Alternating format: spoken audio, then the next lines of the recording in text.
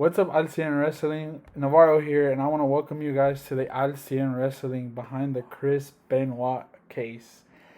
And I've been trying to do this podcast episode for months and months and months, but my co-host has never been able to do it. And yeah, you heard it here first. I said co-host. For the first time ever, I actually have somebody that actually wants to do a podcast with me, and he comes from TKW. Ladies and gentlemen, please welcome Jay King. How's it going, Navarro? How you doing, dude? Got a little bit of a different setting here. Yes, very different. Not standing in the middle of the ring holding something up over my shoulder, but talking crap to each other. Yeah. And to be honest, this topic is, we're in 2020. And to think about it, like, it's been 13 years. Over 13 years. Yeah. Since this whole murder suicide case happened. We're old. Yeah. I can still tell you exactly where I was and what I was doing when I found out about this. Yeah, same here. Well, to start off, what were you doing when this happened? When you initially found out? I was in Ruidoso, New Mexico, and I was sitting in a little log cabin restaurant eating pancakes at like 7 o'clock at night. And I looked up on the TV, and I saw Chris Benoit's name, and I was like, what? So I looked over, I asked my grandma, I asked her what that said, because I was 13 years ago. Yeah. And so I was sitting there, she told me what it said, and I just kind of looked down and just didn't really talk to anybody. And then when I finally understood like what it meant, and then I watched that episode of Raw, the hidden episode of Raw that no one will ever see again. Mm-hmm. It hit me that he was gone. Yeah. I didn't find out until that episode actually aired. I was like, where's the audience? I didn't even know he was missing from Vengeance. I didn't even know he was scheduled to be in a match with CM Punk. I didn't know he was dead at that point until the episode of Raw came out, and you see Vince McMahon in the middle of the ring with no audience, and he broke everything down, and it was like, this is what happened, this is what we're doing. And I was like, man, I was wondering what happened, because I didn't even know he was gone. And fast forward to me finding out what actually happened. At first, I was actually agreeing with WWE on their decision for what they did. I never have, and I never, ever will. I mean, it's iffy. And before we continue, this podcast episode isn't to trash Chris Benoit. It's only to talk about basically our opinions and our views on what we feel about this topic, this suicide murder case. I personally would never speak illy of Chris Benoit or his family, because Chris Benoit, he ranks up there. He's one of my top 5 favorite wrestlers of all time. Yeah, that is true. I never really saw him wrestle that much, but from what I've seen in past videos, he was a pretty good wrestler. He's one of the greatest ever. To be given as much title matches and as much moments that he had, I would say he was pretty much loved in WWE. Backstage and by the freaking fans. Yeah. And we're just going to talk about, just our views. Where we stand on the topic. Where we still stand on the topic. And without further ado, we're going to start off. I wrote down a few things when I did my research. I was still pretty pissed off that I wanted to do this. But I was like, no, because I don't know what really happened. And once I actually did my research and I went through what actually happened and what he was going through, I was like, damn, we need to do this. Because A lot of people don't know. Yeah, a lot of people don't know. A lot of people are scared to talk about it. ITM Wrestling just started on YouTube, so it's not really going to matter if people care or not. No. I mean, it is what it is. The first thing I found was that the doctor that he was going to get the medication that he was getting, I had found out that his doctor was prescribing not only him, but other former athletes and wrestlers drugs that they did not even need. Didn't need and couldn't take. Didn't need to take an insane amount that they needed to take. And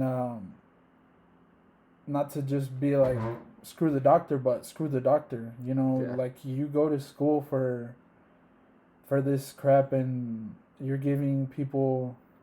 You go to school to make millions of dollars in your lifetime just to prescribe people stuff that's going to kill them. Oh, yeah.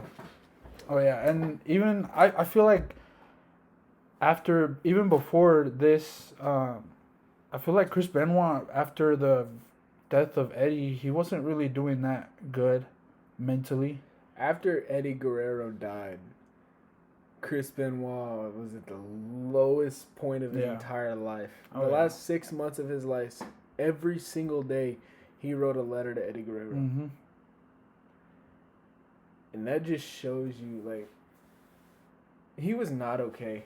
No, and you could definitely see it after his matches that happened after the death of Eddie. You could tell he wasn't really there. Physically. Mentally. He was hurting. And the drugs were basically like... They were numbing his brain. Numbing him.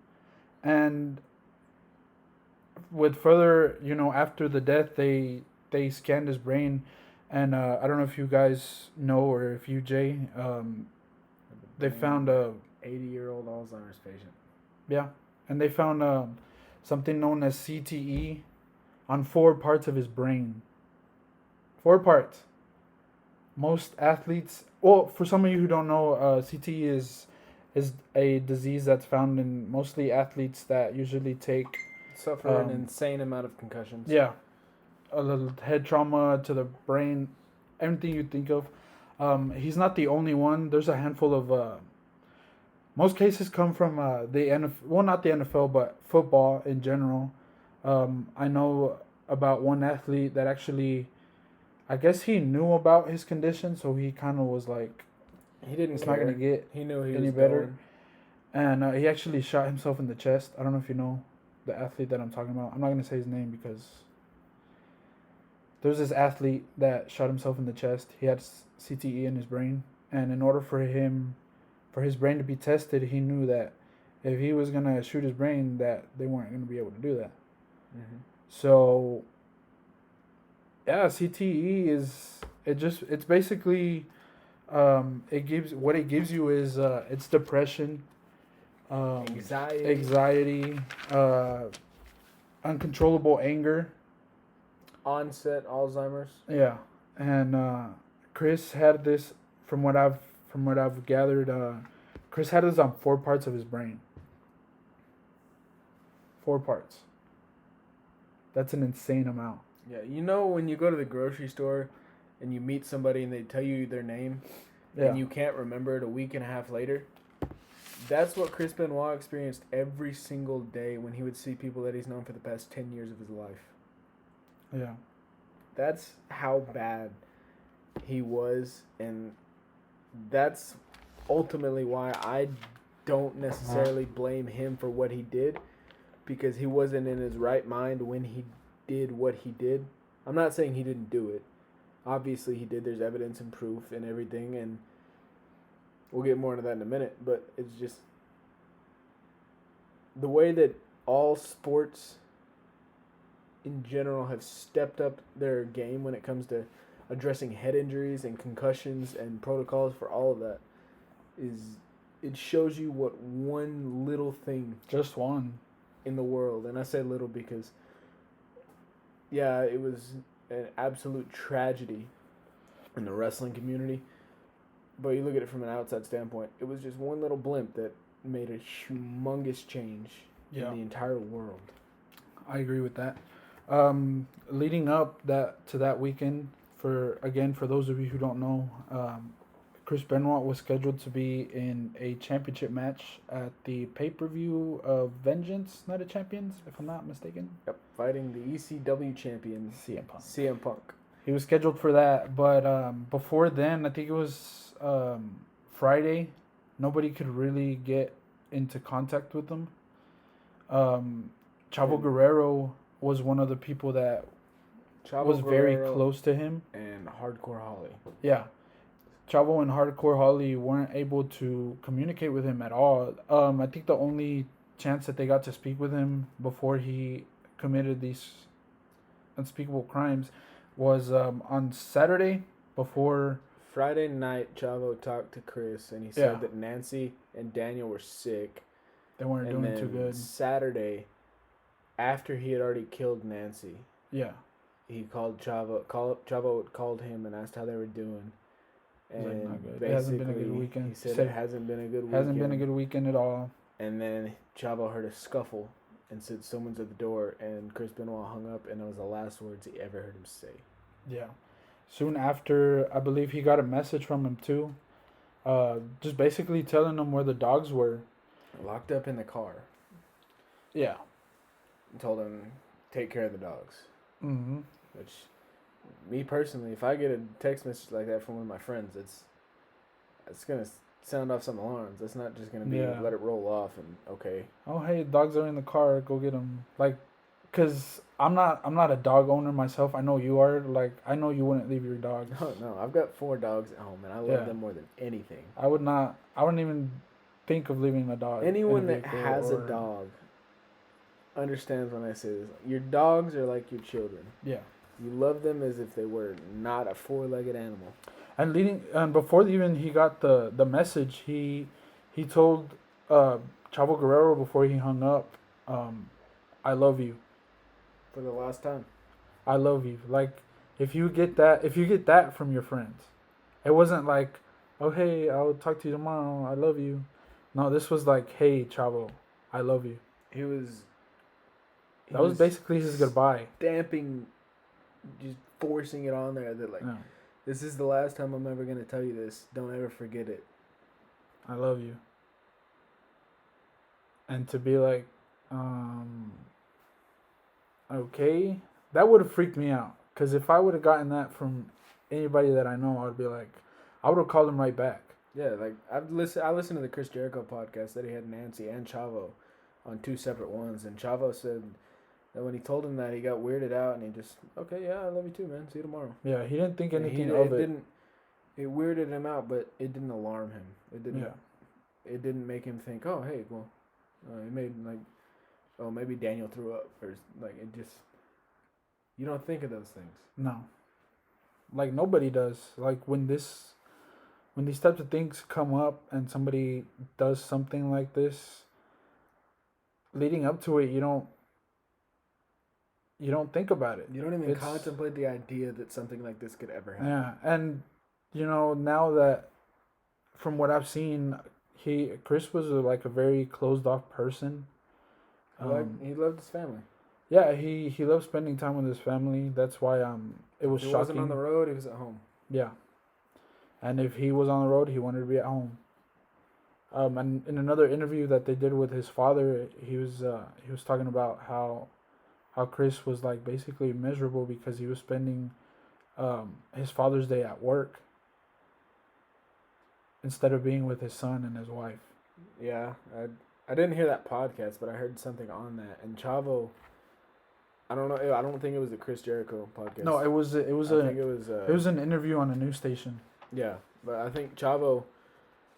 I didn't hear him say this on the Jericho podcast, but I heard Chavo say that Chris Benoit was on the verge, like he was going to win the ECW Championship of Vengeance, and he was going to have quite a lengthy reign, but he wasn't going to be doing live events. He wasn't going to be doing every week TV because he had negotiated, because his contract was expiring soon. Mm-hmm.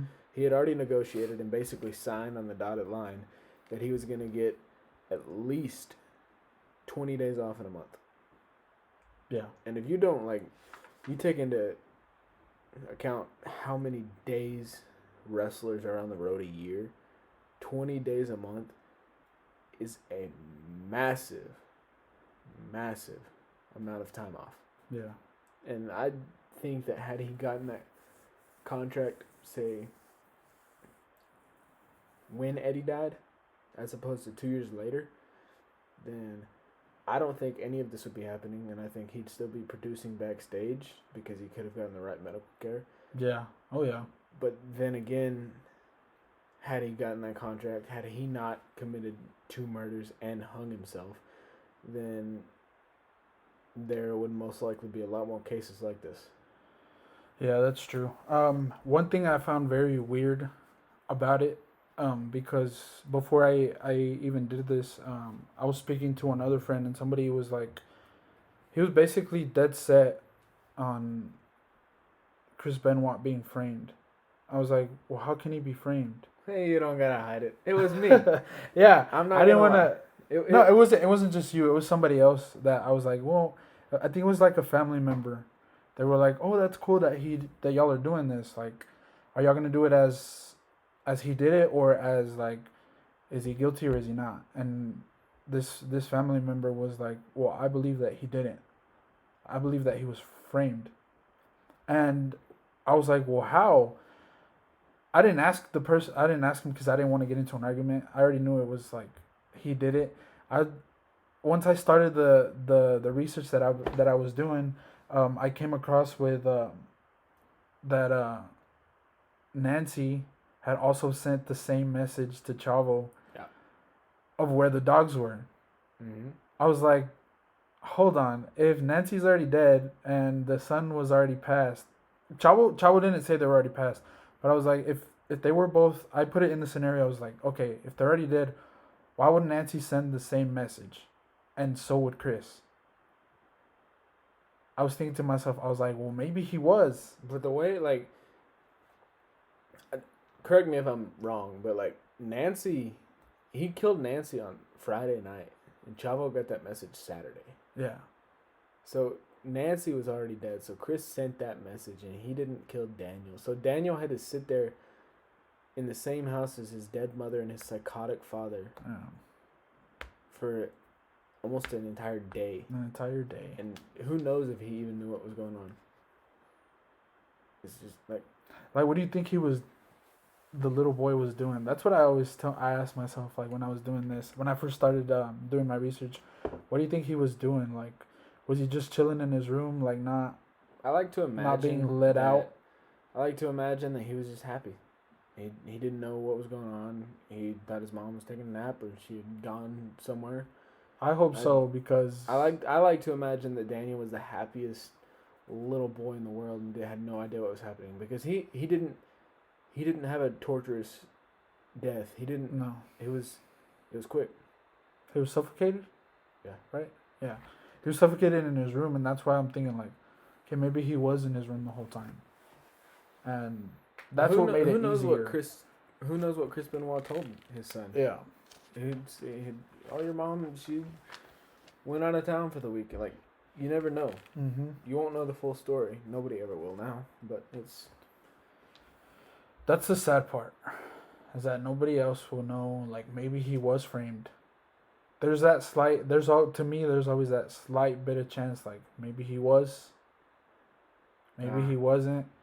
All the cards stack up like he did I it. used to believe that he was innocent. I used to believe that it had to have been someone else. Yeah. Chris Benoit was my hero. It couldn't have been him. It had to have been Kevin Sullivan. It had to have been Sensational Sherry. It had to have been somebody. It couldn't have been him. It couldn't have. And I listened to the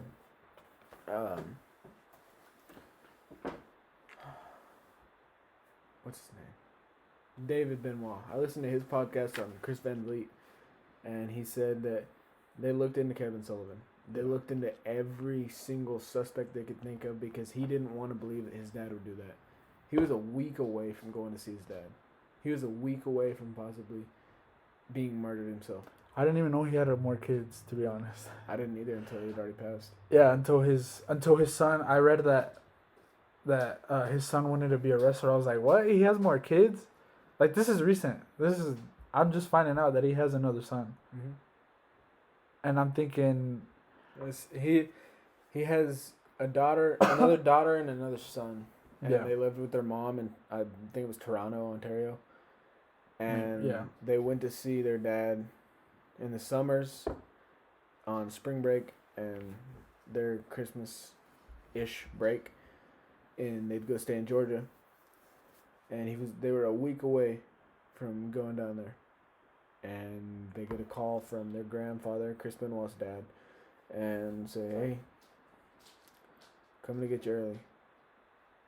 And wasn't told a thing until they got there and saw the cop cars, because I mean, you put your shoes in their grandfather's. Like, you can't get yourself to...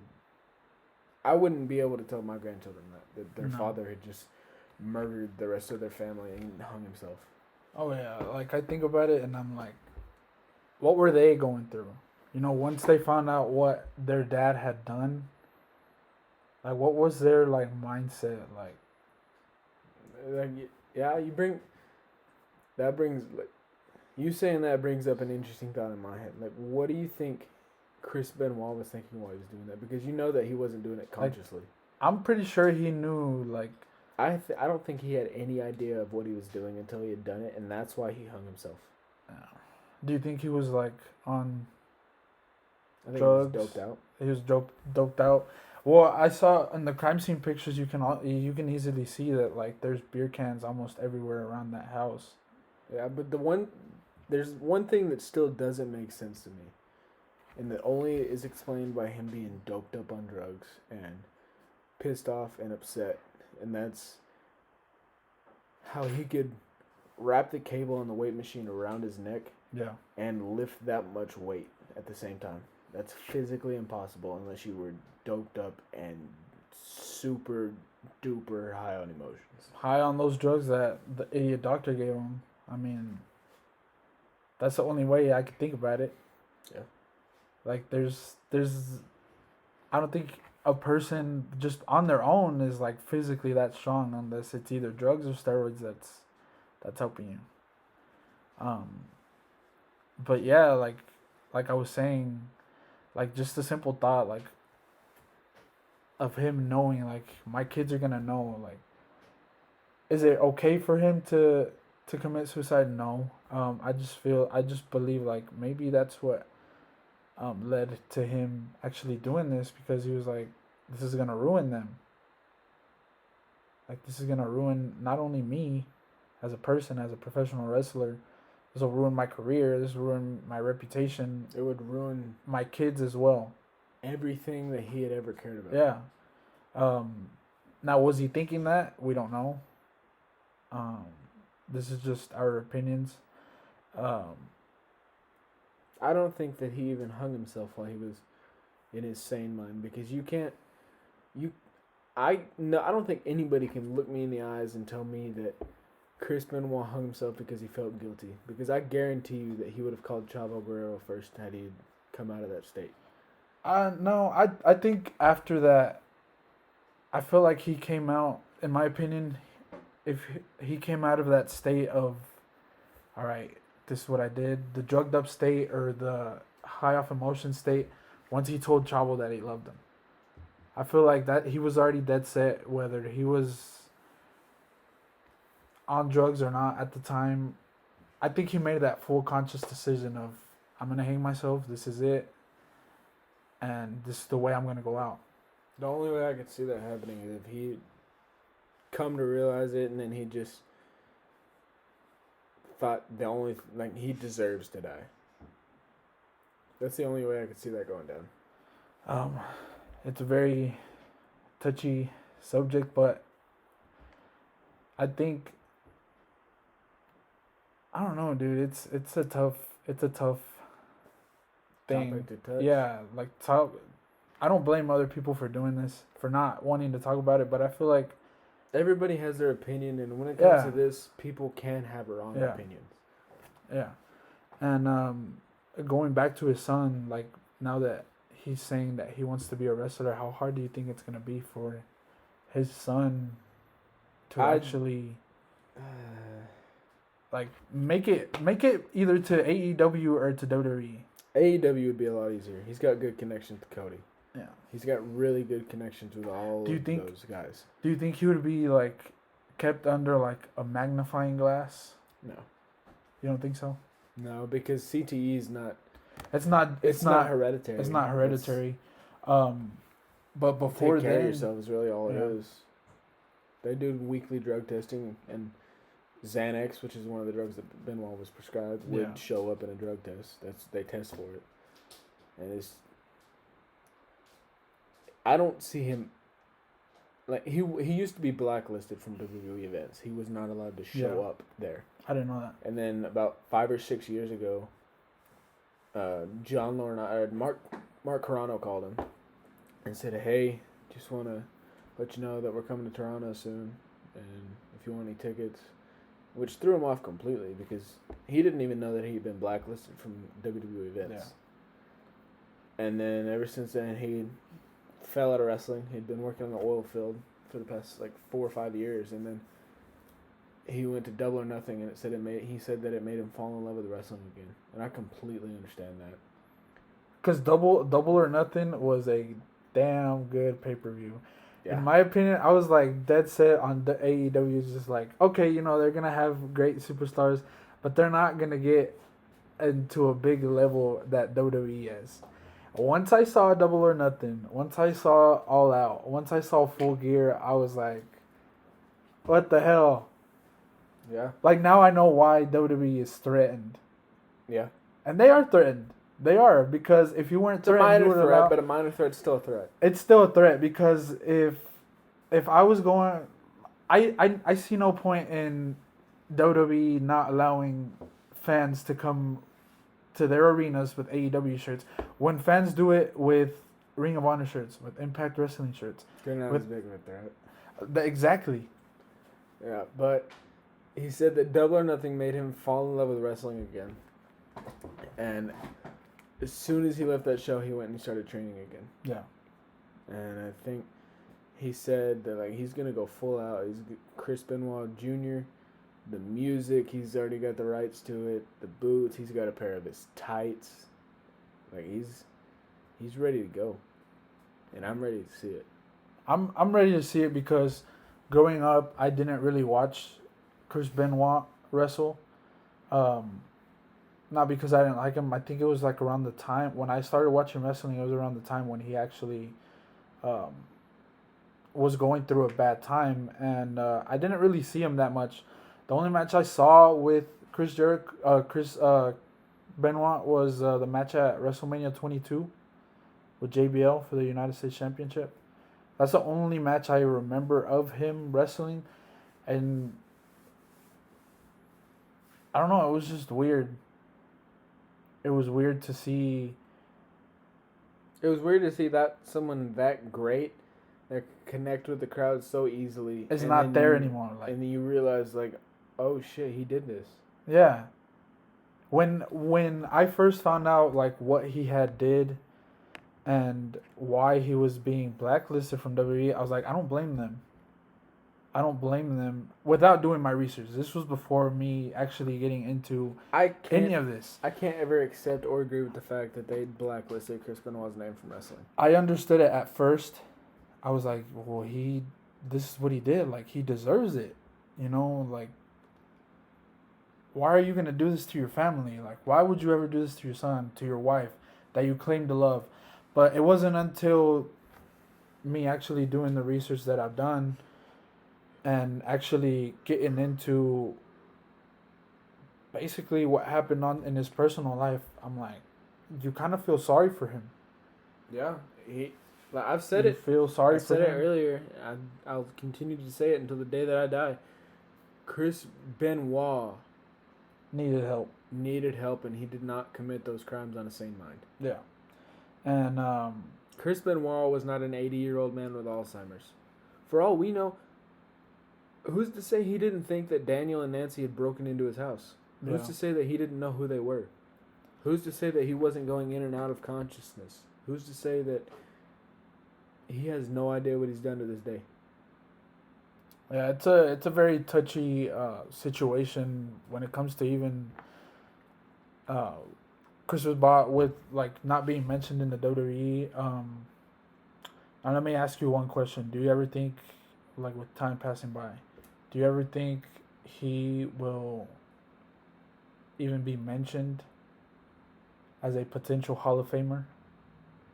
Because let me remind you. He's always going to be rumored. Let me remind you.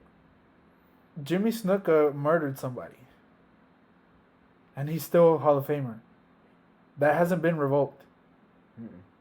I I think Chris Benoit will go into the Hall of Fame. I do not think I'll be alive to see it. Yeah, probably. We probably won't be alive to see it. I think that he could go in the Hall of Fame as a bottom of the bucket last ditch effort to get a headliner. But I heard David Benoit say it. He said Chris Van Vliet asked him if he ever saw his dad being in the Hall of Fame, and David Benoit said that if he ever does, he wants to be the one to induct him. I don't think, but he doesn't ever see that happening. No, I think given the nature of what he did, it's probably not going to happen anytime soon. Now Vince McMahon will go in the Hall of Fame way before Chris Benoit. Chris Benoit does. And I don't see it like as them taking like a personal jab at the Benoit name. I think it's to stay like. I think they're doing it through a professional stance. I think they're doing it out of keep that name away from us because we don't want to be tied to it. Because what he did for them, for their company, for their sport that they broadcast around the world nationally, that's what killed him. Mm-hmm. Yeah, he loved it. Yeah, he got paid to do it. Yeah, it was his job. He didn't have to do the diving headbutt, but that's what killed him. There was not enough protocol. There was not enough anything at all that could have stopped him from doing that, committing that crime. So you see it like as a more personal? I don't see it as anything personal to Chris Benoit. I see it as a PR stand. Yeah. On the concussion protocol, and I see them as not wanting anything to do with that for a very, very, very, very long time. Now, do you blame WWE for not wanting to actually associate their names with Chris Benoit? Like, if you have that company, say if you were running that company, do you... I blame them for still blacklisting his matches off of the WWE Network. They still don't show his name on matches that he had, and it's a little bit sad. It's a little bit petty. Yeah. Like, they want to stay that far. Like, everyone that subscribes to the WWE Network knows 100% who Chris Benoit is. Almost every single person. Now, can you see, like, I know you can't search him up because his name won't come up. But if you go through, like, pay-per-views that he's been in, like WrestleMania 22, do you think he could still be found in that match? Yeah. Like, the Royal Rumble 2003, it's Kurt Angle versus Chris Benoit for the WWE Championship. And the match title is, if you want to skip to it in that pay-per-view, the card says Kurt Angle in a WWE Championship match. Now that is kind of petty. Now that I'm thinking about it, I'm like, just put his damn name in there. You know? WrestleMania 20, when he wins the World Championship in the Triple Threat with Triple H and Shawn Michaels, it's Triple H and Shawn Michaels main event WrestleMania 20. They tried to edit out Chris Benoit's name on commentary, but couldn't. I feel like that's... In my opinion, I'm like, well, I don't know, dude. It's there's too far, and there's just enough, and I think they took it too far. Yeah. It's been over 13 years, and you still can't even mention the first name, Chris. I would WWE freaking out if you don't follow it with Jericho. I would be fine if it's just Chris B. No, I think it's. I understand why they do it, but I don't see why they had to do it this long. And I think that putting his name, like, yeah, he screwed up majorly. He can't take it back. Nobody ever can. Yeah. But If you're gonna do that to Chris Benoit, then you have to do it to everybody else that committed murder, or Yeah, even murder. Like Jimmy Snuka should not be in the Hall of Fame. if Jimmy Snuka should not be mentioned on the WWE Network at all. Yeah, like even if you committed suicide, like that's up to you. Why is it but to murder, me a blacklisted? Yeah. It's the same thing as David Benoit. Why is he exiled from something that he loves and wants to do for the rest of his life? Because his dad made a mistake that he had no involvement in. I feel like it's just the last name. It is. I feel like it's, if he ever goes to the WWE, he will have to be something else. He won't go there in a mask. He won't go there until Vince is dead. If the Hell Preserver, if Vince dies, I believe he's not gonna be a Benoit. They're probably not even gonna show his face. He has a great relationship with everyone at WWE. All the agents still call and have conversations. Triple H tells him happy birthday. Just not on a professional level. They want, the name. They don't want Benoit. And that's that's one of like the sad parts of it. What Chris Benoit put his body through for WWE has ultimately cost his life, his entire career, bloodline to be exiled from the company for the foreseeable future, because I don't see that changing anytime soon, because Vince McMahon is a stubborn son of a bitch. Mm-hmm. Oh yeah. And to end on the lighter note, back to his son. So how do you think like his career, if he ever makes it like to a, like say AEW or WWE, how do you think his career will like play out? Do you think they'll try to book him? AEW, I think that he would be in the spot that Darby Allin's in right now. He would be built to be a main eventer. I don't think that he would ever go to WWE and get the amount of TV time that he deserves. I don't even think he'd get that in NXT because Vince McMahon has his finger on it. Yeah. But do you, like, sometimes, like, when talking about AEW, do you think AEW would actually have the name as well, like Benoit? They don't see it as, it's a murderous, heinous, crime-committing freak show last name. They see it as, that's a wrestling last name. Well, yeah, but, like, seeing it from a professional level, you don't think, like, man, they would be worried, like, man, this not going to ruin AEW, but it could basically bring, like, some type of bad publicity to them. I know publicity is publicity, but I don't know. It's kind of tricky. Like, now thinking about it, based off just what he did, I wouldn't want that name associated with my company. I want to be honest. You got to give somebody the chance to avenge. It is. We're going to give him a chance to avenge. I know that. But, like, saying, like, him actually wrestling with that name. I don't see anything wrong with it. You don't? I don't. And I don't think that I ever will. I understand the reasoning behind it, but why it went this long, to me, is just kind of ridiculous.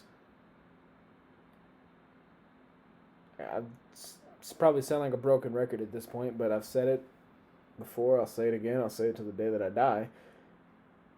Chris Benoit did not commit the heinous crime and did not kill himself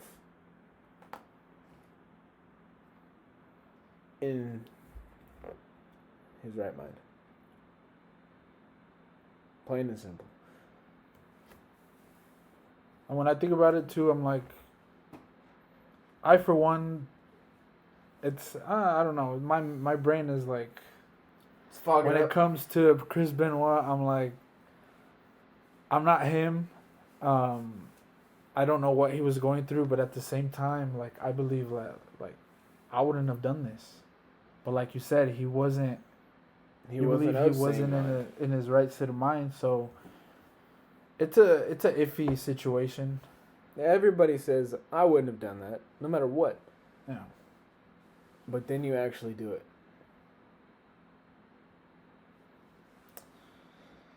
I don't know.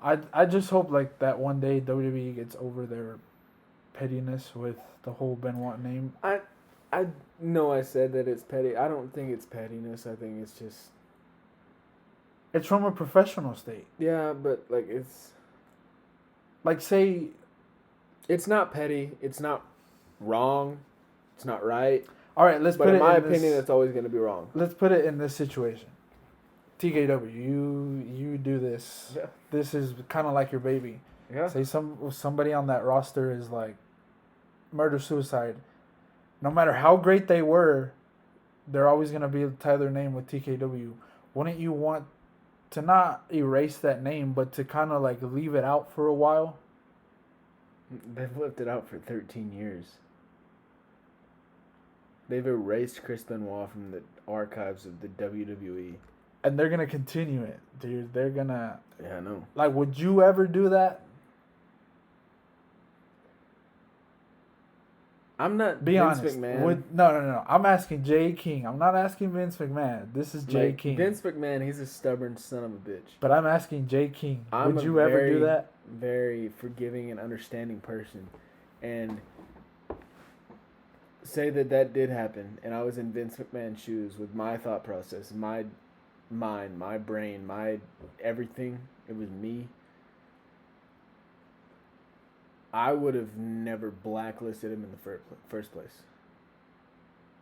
I would have honored his legacy and made his family feel at home at the events instead of making them feel like the children and family members of a murderer, and exiled them from something they love and made society see them as outcasts.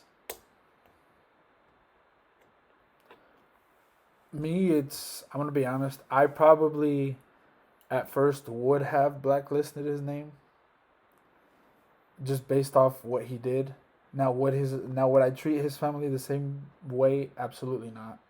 Because his family members did not have anything to do with this. Through time, I felt like, all right, it is what it is. You know, he did put on a hell of a show in every match he was in, whether he was in his right state of mind or not. So he deserves credit.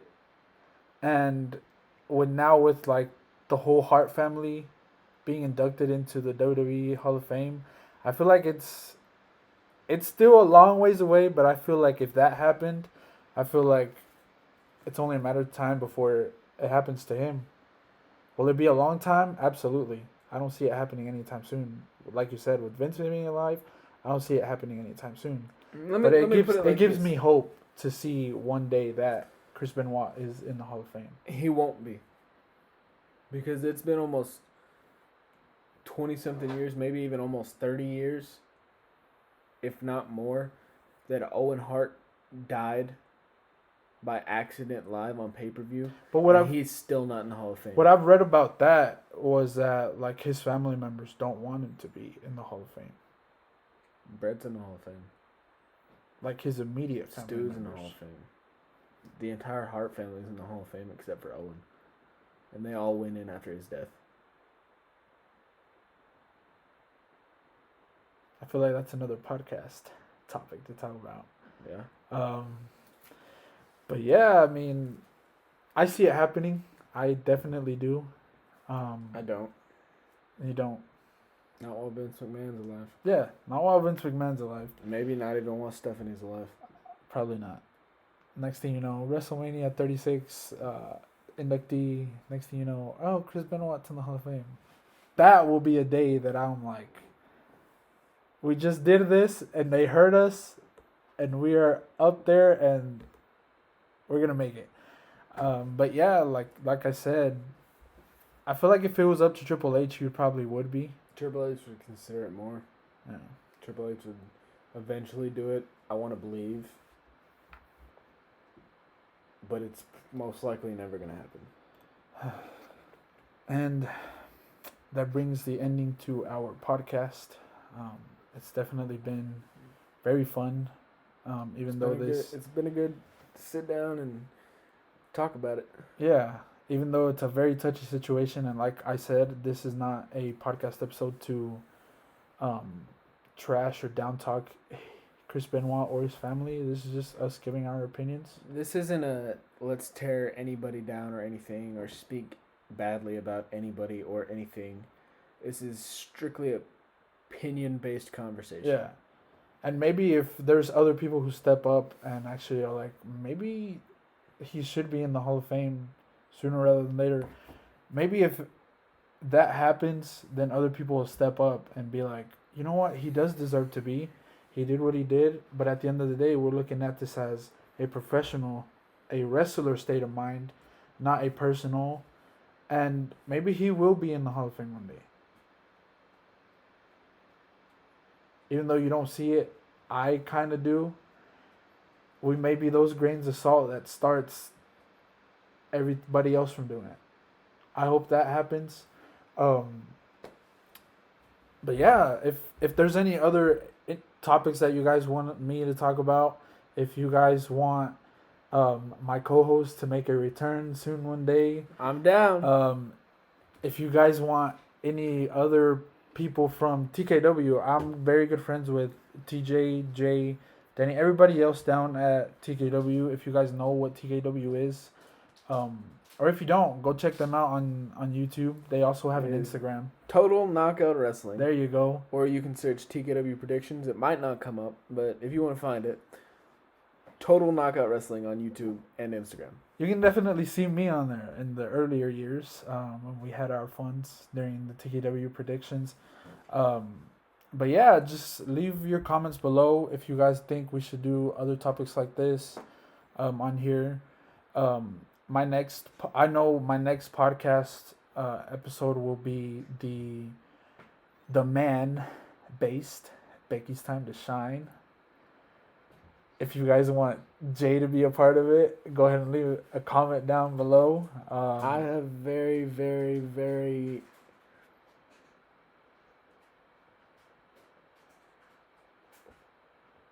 You've had very, very opinionated... I'm a very opinionated man when it comes to women's wrestling. To women's, not only to Becky Lynch, to women's wrestling, period. I love Becky Lynch right now, but I'm very opinionated about women's wrestling. Let's just say me and Jay have had our disputes on women's wrestling. So if you guys want to see one of those disputes, go ahead and leave a comment that he should be on the next podcast. Let him know if you like me. Yeah.